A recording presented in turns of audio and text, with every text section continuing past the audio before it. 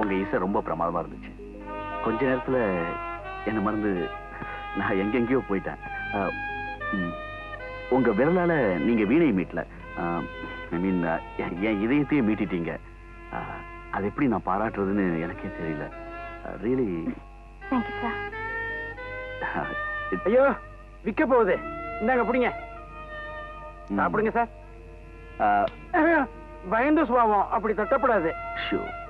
ஏன்பா பரமசிவம், மத்தவங்களுக்கு ஏதாவது விட்டு வச்சிருக்கியா? ஐயோ நான் எதையும் டச் பண்ணல. நமக்கு இந்த கட்டி லட்டி சிப்ஸ் இதெல்லாம் வாய்க்கு வழங்காத விவகாரம் பிடிக்காது. நமக்கு பிடிச்சதெல்லாம் இந்த லோக்கல் ஐட்டம், உளுந்த வடை, ஆம வடை, வெள்ளப்பணியாரம், இதுலதான் ஒரு நாட்டம். நான் பயந்து சுபாவம், அப்படி டச் பண்ணாதீங்க. இங்க திவ்யாமா உங்களுக்காக விசாரிச்சேன். அந்த அம்மா இப்ப 2 மாசம் கழிச்சு வீடு தர்றேன்னு சொல்லியிருக்காங்க. அப்புறமா வந்து விவரமா சொல்றேன். பயந்த சுபாவம். என்ன விஷயம் மிஸ் திவ்யா? அது ஒண்ணுமில்ல, எனக்கு ஒரு தங்கச்சியும் தம்பியும் இருக்காங்க. இப்ப ஊர்ல ஃப்ரெண்ட் வீட்ல தான் இருக்காங்க. அவங்கள பிரிஞ்சு ஒரு நாள் கூட நடந்ததில்ல. அதான் நல்ல ஏரியால வீடு கிடைக்குமான்னு அவரை பார்க்க சொல்லியிருந்தேன். அத முடியாதுங்கிறாரு. உங்களுக்கு என் வீட்டை தரேன், ஐ மீன் வாடகைக்கு. அது அது வந்து ஏன் ஏன் ஏன் என்ன தயக்கம்? எம்டியோட வீட்டுல எப்படி தங்குறதுன்னு யோசிக்கிறீங்களா? எனக்கு இந்த வித்தியாசம், இடைவெளி இதெல்லாம் கொஞ்சம் கூட பிடிக்காது. என் பங்களா ஊட்டி என்னோட அவுட் ஹவுஸ் இருக்கு. நல்ல காத்தோட்டமா வெளிச்சமா இருக்கும். முக்கியமா நீங்க வீணை வாசிக்க ரொம்ப அமைதியான இடம். ஓகே, இந்தாங்க. என்ன இது? உங்க வீட்டுக்கு நான் கொடுக்குற அட்வான்ஸ். நீங்க தான் ஏற்கனவே அட்வான்ஸ் கொடுத்தீங்களே. என்ன சொல்றீங்க? நீங்க வாசிச்ச அந்த வீணை இசை தான் நீங்க எனக்கு கொடுத்திருக்க அட்வான்ஸ். அந்த வீணை இசையை திரும்ப திரும்ப கேட்கணும் தான் நான் உங்களுக்கு என் வீட்டையே வாடகை கொடுத்திருக்கேன். அப்படி என்ன சார் உங்களுக்கு வீணை மேல ஒரு ஈடுபாடு? இவங்க தான் என்னோட அம்மா. சின்ன வயசுலயே எங்க அப்பா இறந்துட்டாரு. அதுக்கப்புறம் எங்க அம்மா தான் என்ன எடுத்து வளர்த்தாங்க. அவங்களோட அன்பு, கண்டிப்பு எல்லாத்துக்கும் மேல அடிக்கடி அவங்க வாசிச்ச வீணை இசை தான் என்ன முழு மனுஷன் ஆக்கிச்சு. இப்ப அவங்க இல்ல. அவங்க ஞாபகம் என் நெஞ்சில இருக்கு. அவங்க வீணை இசை என் கேசட்ல இருக்கு. அது அப்பப்போ கேட்டு என் மனசு நானே தேத்திக்குவேன். எங்க அம்மாவோட இசையில கிடைச்ச சாந்தி, சந்தோஷம், நிம்மதி, இந்த 3 உங்க இசையை கேட்டப்போ எனக்கு கிடைச்சது. அதை திரும்ப திரும்ப கிடைக்கணும் தான் என்னோட விருப்பம். அதுக்காக தான் நான் இந்த வீட்டையும் உங்களுக்கு வாடகைக்கு தரேன்.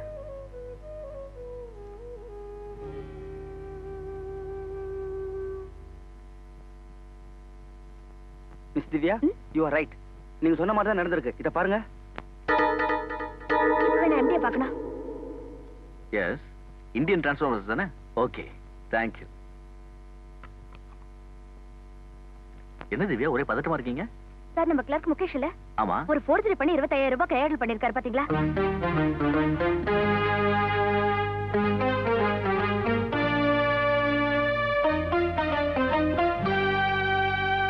ஐ see. பிரமாதம் மிஸ் திவ்யா, ரொம்ப புத்திசாலித்தனமா கண்டுபிடிச்சிட்டீங்க. Thank you sir. முகேஷ்க்கு எல்லா கெட்ட பழக்கங்களும் உண்டு. குடிக்கிறதும் ரேஸுக்கு போறதும் அவனோட பொழுதுபோக்கு. அவன் ஆபீஸ் பணத்தை கையாடல் பண்ணதுல ஆச்சரியம் இல்ல. புத்திசாலித்தனமா அவன் செஞ்சதை அதை விட புத்திசாலித்தனமா நீங்க கண்டுபிடிச்சிட்டீங்க. Really you are great. I appreciate you. Anyway, முகேஷ்க்கு என்ன தண்டனை தரலான்னு நீங்களே சொல்லுங்க, அது மாதிரி தந்துடுறேன். அதுதான் நான் உங்க புத்திசாலித்தனத்துக்கு தர பரிசு. ஓகே சார், முகேஷ் டிஸ்மிஸ் பண்ண மட்டும் போதாது. அவனுக்கு நீங்க தர தண்டனை தான் ஆபீஸ்க்கே பாடமா இருக்கணும். அவனை நீங்க ஜெயிலுக்கு அனுப்பணும். அதான் சார் அவனையும் திருத்தம். மேடம், மேடம் ப்ளீஸ் நான் சொல்றதை கேளுங்க. மிஸ்டர் முகேஷ், நீங்க என்ன சொல்ல வரீங்கன்னு எனக்கு தெரியும். I'm sorry. Madam please listen. நீங்க சொன்னதால ஆபீஸ்ல மேல போலீஸ் கம்ப்ளைண்ட் கொடுக்க போறாங்க. அதனால நான் ஜெயிலுக்கு போக வேண்டி வரும். அப்புறம் அம்மாவும் என் கல்யாணம் ஆகாத அக்காவும் ரொம்ப கஷ்டப்படுவாங்க. என் குடும்பமே சின்ன பின்னமாயிடும். நீங்க எம்டி கிட்ட ஒரு வார்த்தை என்ன போலீஸ் கிட்ட ஹேண்ட் ஓவர் பண்ண வேணாம்னு சொல்லுங்க. என்ன டிஸ்மிஸ் பண்ணட்டும். நான் மூட்டை தூக்குறேன், ரிக்ஷா இழுக்கிறேன், கஷ்டப்பட்டு என் குடும்பத்தை காப்பாத்துறேன். நீங்க சொன்னா எம்டி கேட்பாரு. மிஸ்டர் முகேஷ், நீங்க ஜெயிலுக்கு போறதா சரி. அதான் உங்களையும் திருத்தும், நம்ம ஆபீஸ்க்கு ஒரு பாடமா இருக்கும். அண்டர்ஸ்டாண்ட்? மேடம், நான் ஜெயிலுக்கு போனா என் குடும்பமே அழிஞ்சிடும், சிதைஞ்சிடும். மிஸ்டர் முகேஷ், எனக்கு ஆபீஸோட ஒழுங்குதான் முக்கியம். குடும்ப பிரச்சனைகள் முக்கியம் இல்ல. நீங்க செஞ்ச தப்புக்கு ஜெயிலுக்கு போய்தான் ஆகணும்.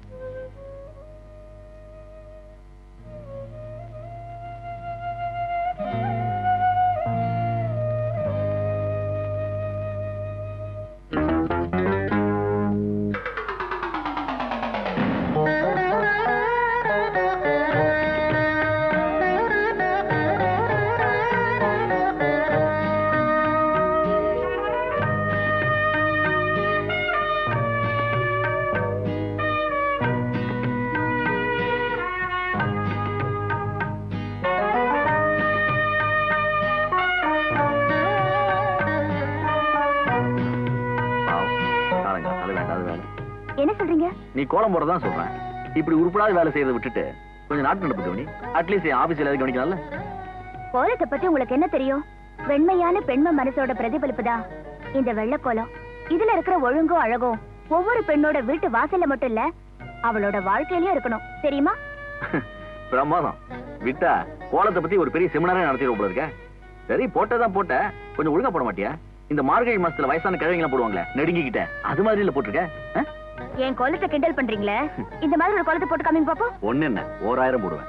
ஓ, நீங்க உண்மையிலேயே ஆம்பளைனா கோலத்தை போட்டு நிரூபிங்க. நான் ஆம்பளை நிரூபிக்க எத்தனை வழி இருக்க? ஏங்க, இந்த கோலத்தை போட்டு தான் என் ஆம்பளை கோலத்தை நிரூபிக்கணுமா? சும்மா பேசாதீங்க, முடிஞ்சா வரைஞ்சு காட்டுங்க பாப்போம். போடுங்க. போடுங்க. எத்தனை புள்ளி கோலம் போட போறீங்க? 9. ஐயே, 9 புள்ளினா சின்ன கோலமா இருக்கும் சார். நீ கவலையே படாது, பெரிய ஸ்கேல்ல பெரிய புள்ளிய வச்சு பெரிய கோலமா போட்டுறேன். ஓகே, கொஞ்சம் தள்ளு.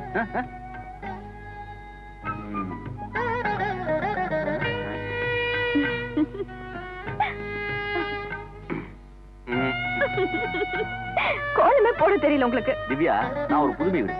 முதல்ல கோடா போட்டுருவேன், அப்புறம் கிடைக்கிற இண்டு எடுக்கலாம் புள்ளி வச்சிருவேன்.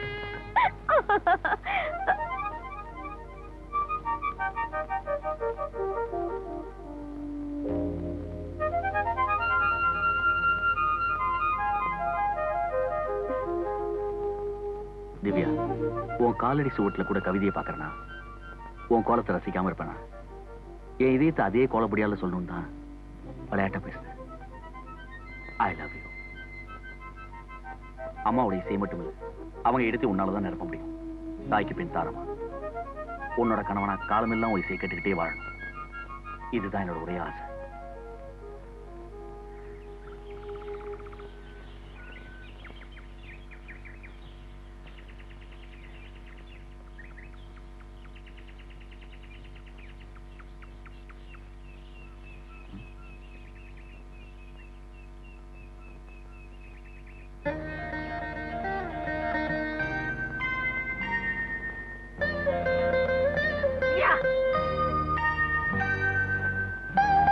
அவர் இப்ப மதுரையில் இருக்காரு. அடுத்த வாரம் நம்ம செமினார் முடிஞ்சதும் நான் நேர மதுரைக்கு போய் என் மாமா பார்த்து பேச போறேன். ஏன்னா எனக்காக அவர் ரொம்ப நாளா பொண்ணு தேடிட்டு இருக்காரு. அவர்கிட்ட நேர போய், மாமா நீங்க எனக்கு பொண்ணு தேடினது போதும், இதுதான் பொண்ணு அப்படின்னு சொல்ல போறேன். கூடிய சீக்கிரமே ஒரு நல்ல நாளையும் ஒரு நல்ல முகூர்த்தத்தையும் பாருங்க பேஷான்னு சொல்லிடு. ஓகே, அப்புறம் நம்ம கல்யாணம் தான். பாத்தியா, டெலிபோன் மணி கோயில் மணி மாதிரி ஆமாங்குது. One second. Hello, Diwakar speaking.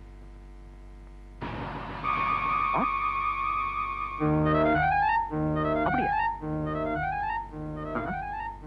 Okay okay, நான் கண்டிப்பா வரேன். ஷூர்.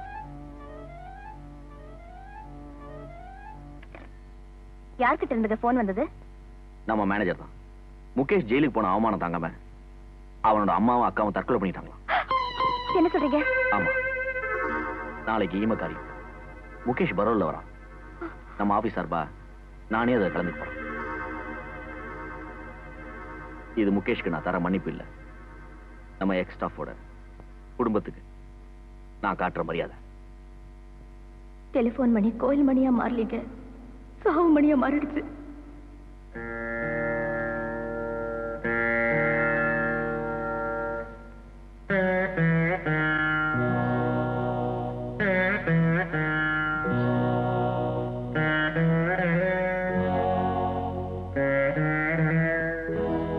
திவ்யா, திவ்யா,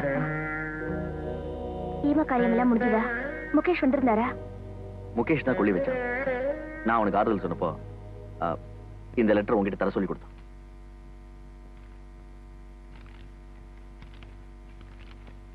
மிஸ் திவ்யா, என்னோட அம்மா அக்கா 2 பேரும் செத்ததுக்கு நீதான் காரணம். அவங்க பாவம் உன்னை சும்மா விடாது. துடிச்சு செத்த அந்த 2 ஆன்மாவும் உன்னை தண்டிக்கத்தான் போகுது. நீ வேதனைப்பட்டு தான் வாழ போற. அப்படி அந்த ஆன்மாக்களோட சாபமோ இல்ல ஆண்டவனோ எதுவுமே உன்னை தண்டிக்காம போனாலும் சரி, நான் ஜெயில இருந்து விடுதலையாகி உன்னை தண்டிச்சே தீருவேன். இது என் அம்மா அக்கா மேல சத்தியம்.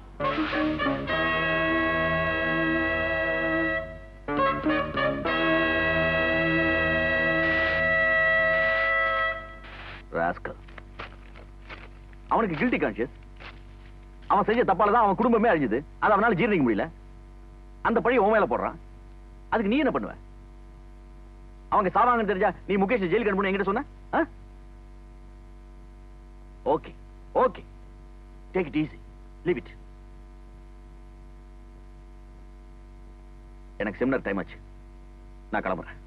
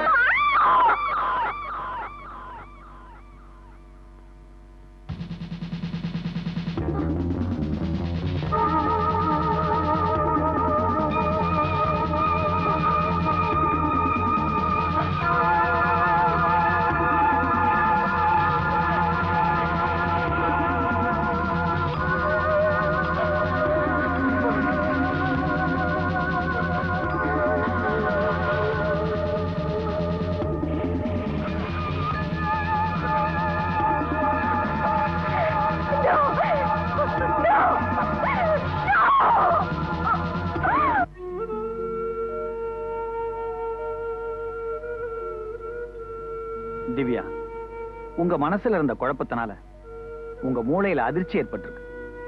அந்த மூளை அதிர்ச்சினால இடதுகை பாதிக்கப்பட்டிருக்கு. நல்ல வேளை உங்க உடம்புல வேற எந்த பகுதியிலும் பாதிப்பு இல்ல. நீங்க சரியான முறையில செய்யற பிசியோதெரபியும் நான் கொடுக்கிற மருந்தும் உங்களை சீக்கிரமா குணமாக்கிடும். இன்னும் கொஞ்ச நாள்ல உங்க இடதுகை நார்மல் ஆயிடும். Thank you doctor. ஆனா ஒரு விஷயம், திரும்ப நீங்க முகேஷ் விஷயங்களை பத்தி நினைக்கிறதோ பயப்படுறதோ கவலைப்படுறதோ கூடாது. குறிப்பா நீங்க வீணை வாசிக்காம இருக்கணும். ஏன்னா வீணை வாசித்தீங்கன்னா பழைய நினைப்புகள்லாம் சுலபமா வரும். அது உங்க மனசை பாதிக்கும், மூளைக்கும் நல்லதில்லை. திரும்ப மூளை பாதிக்கப்பட்டா இதை விட பாதிப்பு கடுமையா இருக்கும். உங்க நர்வஸ் சிஸ்டமே கெட்டு உங்க உயிருக்கே ஆபத்து வரலாம். அதனால நீங்க எல்லாத்தையும் மறக்கணும், வீணையையும் ஒதுக்கிடணும். திவ்யா, காலமெல்லாம் உன்னோட கணவனா உன் வீணை இசை கேட்டுக்கிட்டே இருக்கணும். அதான் என்னுடைய ஒரே ஆசை.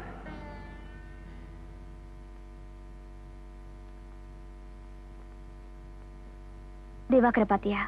ஓ பார்த்தனே, அவர் மதுரைக்கு கிளம்பிட்டு இருக்காரு. அவர் என்கிட்ட ஏதாவது சொல்ல சொன்னாரா? ஒன்னும் சொல்ல சொல்லலையே.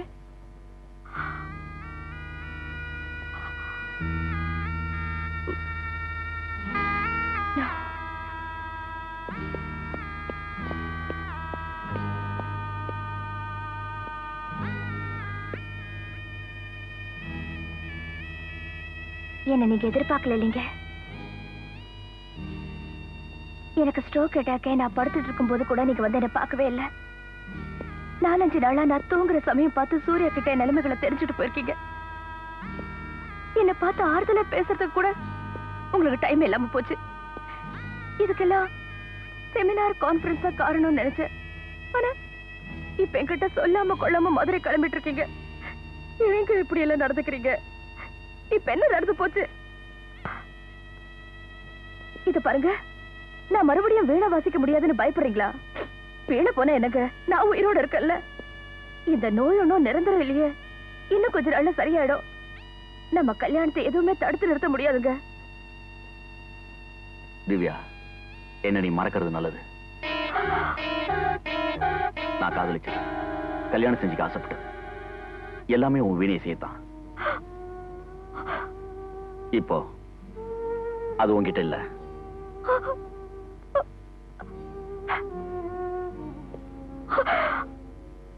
அதனால நம்ம கல்யாணங்கிற பேச்சுக்கு இடம் இல்ல. அப்படின்னா என்ன விட நல்ல வீணா வாசிக்கிறவ கிடைச்சிருந்தா அவ பின்னாடி போயிருப்பீங்களா? ஏ சொல்லுங்களா? ஆமானதான் உங்களால சொல்ல முடியாதுங்க. ஏன்னா நம்மோட காதலுக்கு வீண வேணா ஒரு காரணமா இருந்திருக்கலாம். என்னோட அழகு, அறிவு, குணம் இதெல்லாம் பார்த்துதான் என்ன கல்யாணம் படிக்கிறேன்னு ஆசைப்பட்டீங்க. இப்ப போய் பேசுறீங்க. உங்களுக்கு பயம் வந்துருச்சு. இங்க இந்த நோய் காலத்துக்கு மாறாதோன்னு நினைச்சு பயப்படுறீங்க. ஒரு ஊன பிறவியே 4 பேத்துக்கு மத்தியில மனைவின்னு சொல்லிக்க வேண்டி வருமா நினைச்சு பயப்படுறீங்க. ஒரு மனைவி தன்னோட கணவனுக்கு கொடுக்க வேண்டிய தாம்பத்திய உறவை இங்க நான் முழுமையா உங்களுக்கு தர மாட்டேன்னு நினைச்சு பயப்படுறீங்க. சொல்லுங்க, அப்படித்தானே? ஓகே ஓகே திவ்யா, நீ புத்திசாலி. உன்கிட்ட என் மனசை மறைக்கிறதுல அர்த்தம் இல்ல.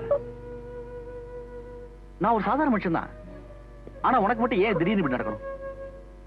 ஒருவேளை முகேஷோட குடும்பம் செத்ததுக்கே நீதான் காரணமோ? அந்த பாவம் தான் உன்னை இப்படி எல்லாம் படுத்துதோ? அப்படின்னு தான் நான் பயப்படுறேன். என்னதான் டாக்டர் ஆயிரம் சொன்னாலும் உனக்கு வந்த வியாதி திரும்ப வராதுன்னு என்ன நிச்சயம்? ஒரு தடவை மூளை பாதிக்கப்பட்டா நிரந்தரமா குணமாகிற கதையே கிடையாது. சோ உன்னோட கஷ்டத்தையும் ஊனத்தையும் பங்கு போட்டுக்க நான் விரும்பல. காலமெல்லாம் ஒரு ஊனத்தோட வாழ நான் தயாரில்லை. மிஸ்டர் திவாகர், எந்த ஒரு கஷ்டத்தையும் இழப்பையும் பொறுத்துக்கிட்டு வாழ்றதா உங்க காதல்னு நான் நினைச்சேன். ஆனா காதலையே சாகடிச்சிட்டீங்க. உங்க காதலை மட்டும் நீங்க சாகடிக்கல, உங்களையே நீங்க சாகடிச்சுக்கிட்டீங்க. இத்தனை நாளா உங்களை மானசீக கணவரா நினைச்சு நான் வாழ்ந்துட்டு இருந்தேன். ஆனா இனிமே இந்த திவ்யா உங்களோட விதவியா தான் காலமெல்லாம் வாழ்ந்துட்டு இருக்க போறா. உங்களை காதலிச்ச பாவத்துக்கு தண்டனையா வாழ போறா. என்னை விட்டு போயிடுங்க, என்னை விட்டு போயிடுங்க. ஐயோ